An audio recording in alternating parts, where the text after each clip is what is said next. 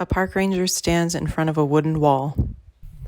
Hello, my name is Park Ranger Steve Phan from Camp Nelson National Monument, and welcome to Civil War I 60th and 60.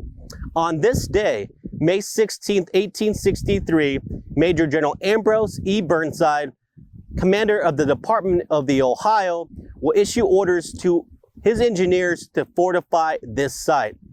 The task falls to Lieutenant Colonel Orville Babcock, Chief Engineer of the 9th Corps, who submits his fortification plan on May 19th, which is approved 2 days later on May 21st.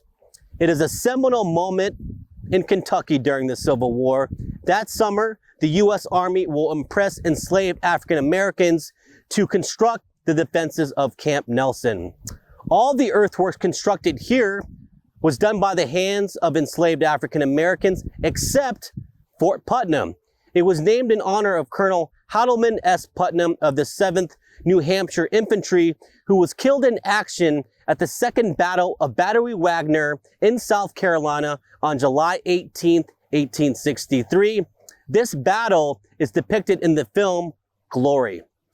Captain Orlando Poe, Chief Engineer of the 23rd Corps, designed this site, an open, unclosed artillery position, as a training and experimental earthwork with members of the 23rd Corps Engineering Battalion.